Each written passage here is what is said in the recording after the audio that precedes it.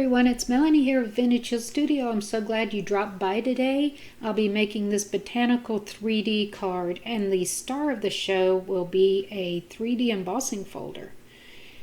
This folder is fantastic. It's by Tim Holtz for Sizzix, and it just does a beautiful job. I'll be using these punch sets that I found on Amazon.com, my McGill's Paper Blossom Craft Molding Mat, these Sizzix dies, as well as clear stamps from Hampton Art. These are the papers I'll be using. So this is 8.5 by 11, and I want to make a 4 1/4 by 5.5 inch card. So it's going to be a top folding card, so I'm going to cut this at 5.5.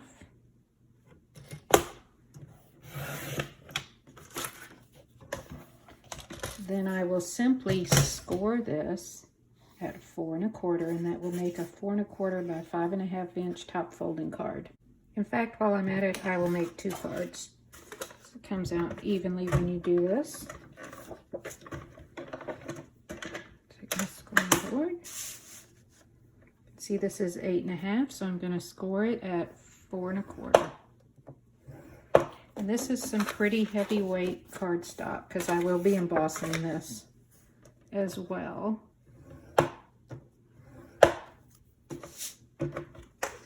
Then you simply take your bone folder. I like to match up the corners on my card, reinforce that score line, and you have a top folding A2 size card. So the next thing I'm going to do is emboss my card front, and I'm going to do it directly on the front flap, and it will leave an embossed impression on the outside and debossed from the inside, which is just as beautiful. So this is the Sizzix 3D Texture Fades by Tim Holtz, and it will tell you right here that it is the Botanical image, and it looks like this. It's just gorgeous. This makes a deeper impression than regular embossing folders. So also on the back of the package, if you look in the inside flap, it will tell you if you're using an extended multi-purpose platform to go to tab 1, and you will do your material in your embossing folder and then add the cutting plate and run it through. If you're using the Big Shot Plus adapter, which is this, you're going to do your material in your folder with a cutting pad on top and run it through. So I'm going to do this one with tab 1. So let me bring over my Big Shot. See if I can get this where you can see it clearly. Okay, I wanted to move up to a better angle so you could see better. So I'm going to use the sandwich it suggested on the platform number 1. Get that put in my Sizzix. Here is that beautiful 3D folder. I'm going to slip my A2 size card in here. Line that up right up to the score line. Okay, and you can see that this is not going to fit through this way. So what I will do is simply wrap my card around the back, get that put on my tab 1, add my cutting plate as suggested, and it's going to be tight, so just take your time and roll it through your machine here. You only have to do this once. Makes a beautiful impression with just one pass. And here is my embossed A2 size card. You can see the front is embossed and the inside is debossed. I hope you can see the beauty of this embossing folder. And we are ready to move on with making this simple card. Okay, so the next thing I want to do is a little bit of stamping, and I have this beautiful set from Hampton Arts that has all of these great sentiments, and I thought I would go with this one that says Dearest Friend, and I kind of choose how I'm going to do that by using the die that I'm going to use on the front of the card. You can see some of these, almost all of these would fit beautifully in here. But I like this one that says Dearest Friend. So I will move on to get that into my MISTI. So I simply remove my stamp. I'm going to give myself ample room. This is how I figure out how much I need so I can conserve paper. So when I die cut this, I'll have plenty of room for my sentiment and my die. Get that closed. I'm going to use a VersaFine Black Onyx ink. This is one of my favorite inks. It seems to do a great job with detailed stamps. So I just give that a quick little inking. Look how beautiful that comes out. To clean my stamps, I just use a simple baby wipe. Takes the ink right off. Then I use a little microfiber cloth because you never want to put up your stamps while they're still wet. Okay, it's ready to go. As I said before, I am going to use this die around where it says Dearest Friend, and I will use the next graduated size die on the black to back this. So I'll go get those done and be right back. So we're already ready to start building our card here.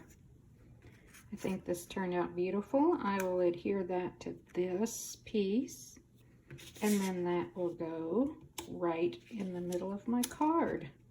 And we will be ready to add the decorative pieces.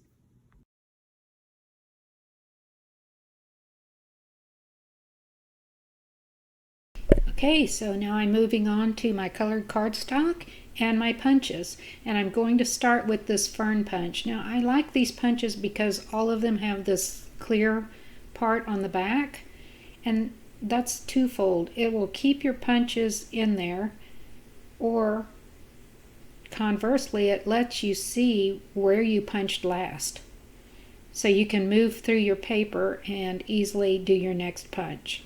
I hope that makes sense, what I'm trying to explain here about looking at these from the bottom side. These three punches are graduated flower punches. I found them, all of these punches actually, on Amazon.com, and I like these because I can mix and match the different sizes. I will be making 3 different sets of flowers, one going dark to lightest, and 2 of them going dark to lightest, and 1 flower that goes light to dark, just to vary up the colors that I'm going to use on the front of my card. Again, these have that clear sliding panel on the back, which easily allows you to see where to make your next punch. These have been great punches. They're very sharp, and you can see they come out with some crisp images here of the flowers. So I'll just move through these very quickly. Now the only one that gives me a little bit of trouble is the tiniest one here, because they're a little hard to get out, and it was a little difficult to slide that piece back and forth. But you can see I can get these done fairly quickly. So the only other detail that I'm going to use here is a regular hole punch. It's a smaller hole punch, and I'm just going to punch out 3 little centers for my flowers.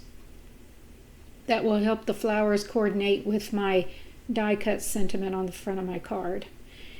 One of my very favorite items that I've purchased is this McGill Paper Blossoms molding mat.